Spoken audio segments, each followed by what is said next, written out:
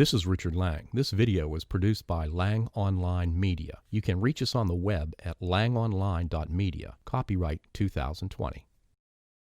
The first protest I filmed was on August 11th, the one-year anniversary of the deadly riots in Charlottesville, Virginia.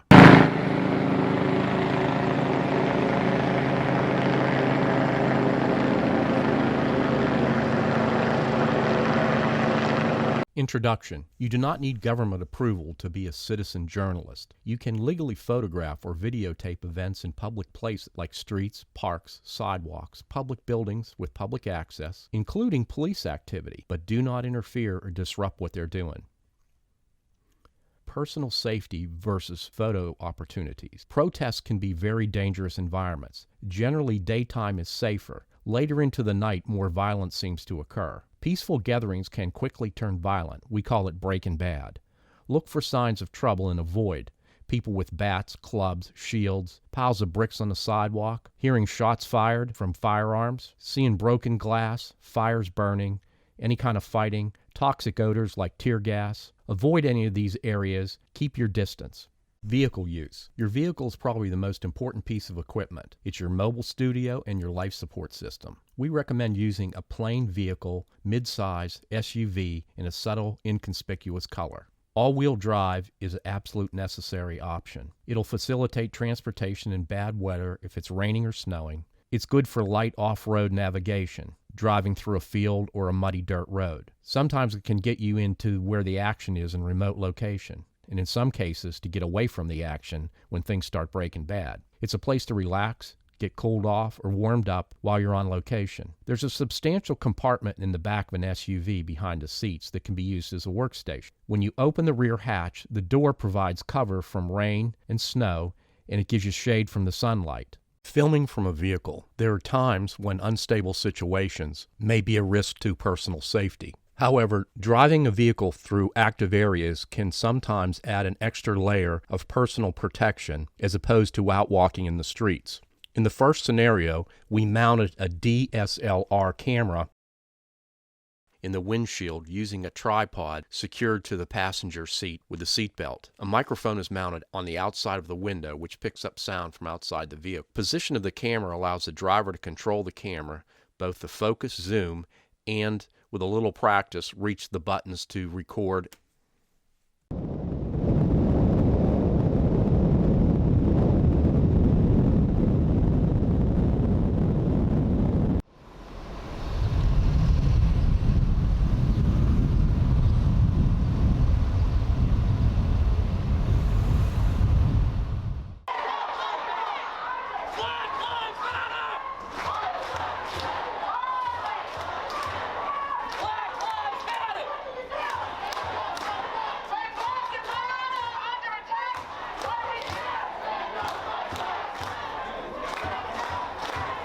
Side view angle can be filmed from a moving vehicle, having one person driving the vehicle and maneuvering around the crowd, while the second person sits in the back seat filming out the side windows. My audio is picking up. Picking up. Well, I think because they don't have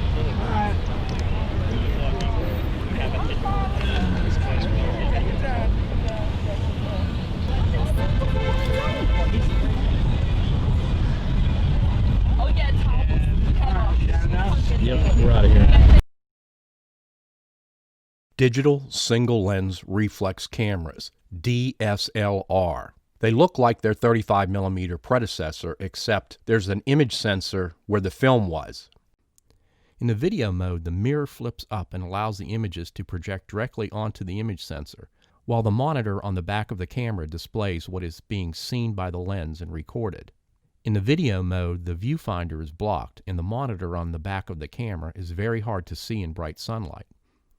The problem with the DSLR, the operator needs to hold the camera out at arm's length to see the monitor on the back of the camera, which makes it unstable and requires the use of a monopod. Video cameras, camcorders. Most of the newer camcorders have high-definition 1080p resolution quality and can be used to record widescreen aspect ratio of 16:9 at 30 frames per second, which is what you want for broadcast quality video. Best to mount a directional boom microphone on top of the camcorder, which dramatically improves the sound quality and picks up sound from directly in front of the camera where the action is. Camcorders have a zoom lens system which is controlled by a rocker switch fitted in the hand grip that allows the operator to go from a very wide angle to a very close-up shot quickly while operating in the street. The camcorder has a viewfinder with a rubber eyepiece that blocks the sunlight and gives the operator a very crisp view of the video being recorded. One last point, the camcorder is definitely easier to use in a street environment because it's held with both hands and it's placed close up to the operator's head with the eye in the eyepiece, and it's much more stable to hold that way.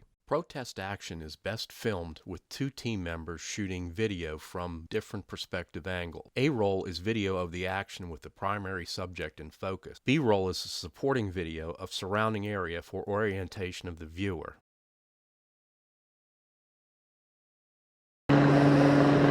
One thing we've learned, filming protests, if you want to find the action, follow the helicopter.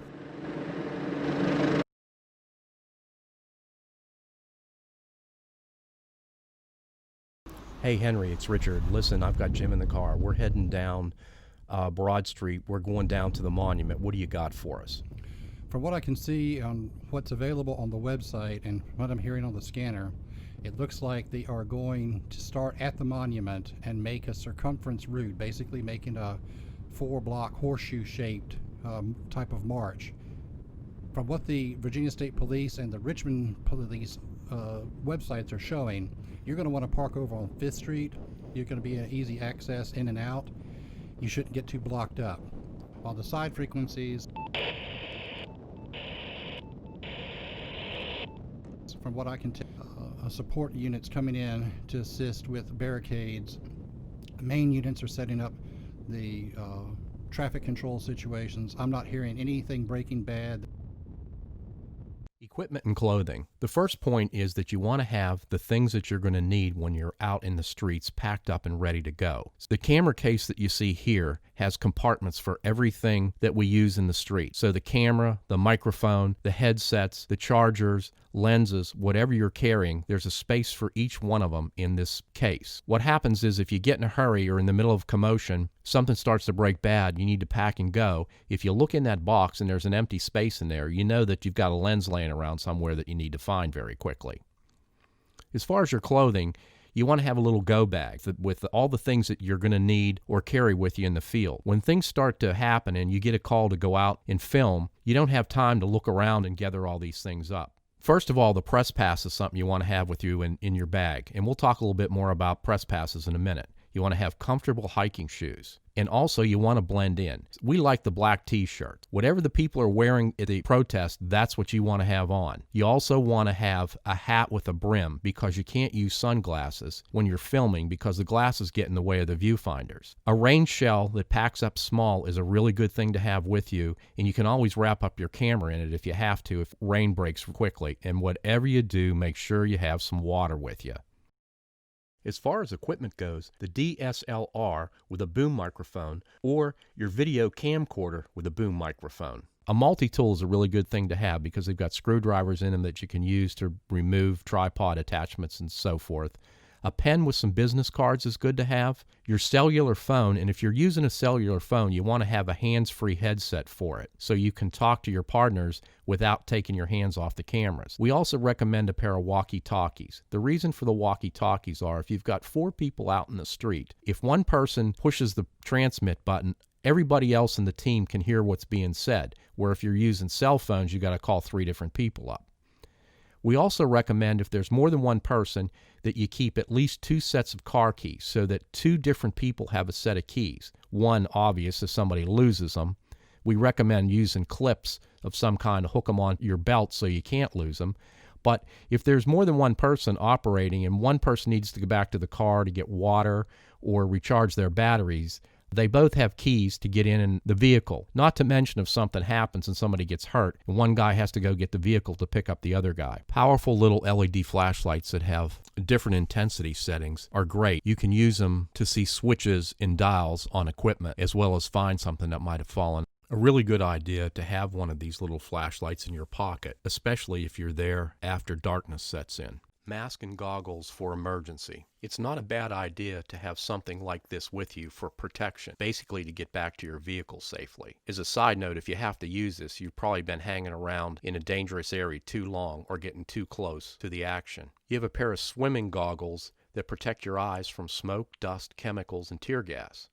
The N95 face mask, which is really designed for people that are painting, has 3 layers. It's got a charcoal layer in the middle that absorbs the fumes and an exhale valve. It protects from fumes, smoke, and tear gas. And the last thing is the laptop computer, which we're going to talk about next. Laptop computer. A laptop with a power supply is very important to have in the field. Newer and faster is better. The laptop should have an SD card reader, USB ports, high-definition screen, and lighted keyboard. You need to have a phone with mobile hotspots so you can connect to the internet while you're out on location. You can use it to check Google Earth Maps, search for names, dates, locations of events, and also make hotel reservations if necessary. On the laptop, we have copies of all the user manuals on PDFs for each camera and other piece of equipment. So if we get in the field and we're trying to figure out how to set a camera a certain way, we can look real quickly. Also important to have is a hard drive, a portable hard drive. All the SD cards should be uploaded onto the portable hard drive as soon as possible. You never do editing in the field. You want to upload all your SD cards to a portable hard drive so you have 2 copies of all the video in case something happens. Police and sheriff's deputies. Press credentials help with credibility. Police are generally supportive of media representatives. They control traffic at protest locations. They close and block streets used for protests. They're a great source of information. You can get directions, find locations. They'll tell you where the routes for the protest marches are going, and they can even help you find a safe place to park your car. Scanners indicate problem areas and situations. We recommend that you always cooperate with law enforcement and treat officers with respect and courtesy. Press credentials, media passes. Press credentials with an ID card. The oversized press pass is attached to it so that when you get on location, you simply flip it down and it shows up clearly in the window. In the United States, news-gathering organizations and individuals do not need government authorization or permission. Citizen journalists are protected by the First Amendment of the Constitution. Journalism is not licensed, regulated, or subject to any official stamp of approval in the United States. There's no official press credential. Media organizations issue identification badges that say press or media, but this only indicates that an individual is associated with an organization and it has no legal status. Media passes provide no guarantee for access to any events. However, press media passes do help establish credibility with police and the public in general.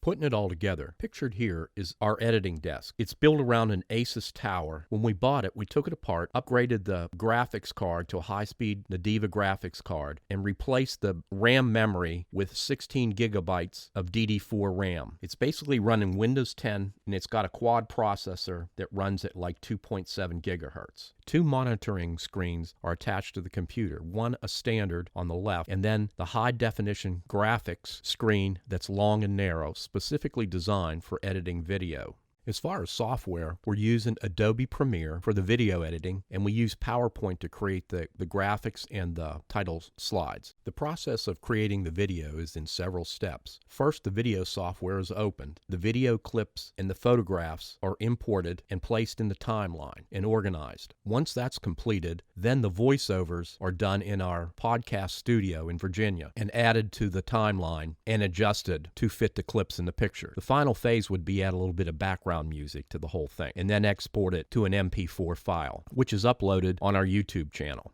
Final comments. Lang Online Media is not sponsored in any way. We are not paid by any individual, corporation, or political action organization. All the members of our team, including myself, serve without compensation. Individuals on our team who share interesting content, video, audio, and photographic, for use on our website, own the content and retain the exclusive rights to that content. If you would like to get information about new videos we post, there's a subscribe button on our website at langonline.media. We'd love to hear from you, so post your comments below. This is Richard Lang. Thanks for watching. You can reach us on the web at langonline.media. Please like our video and don't forget to hit the subscribe button.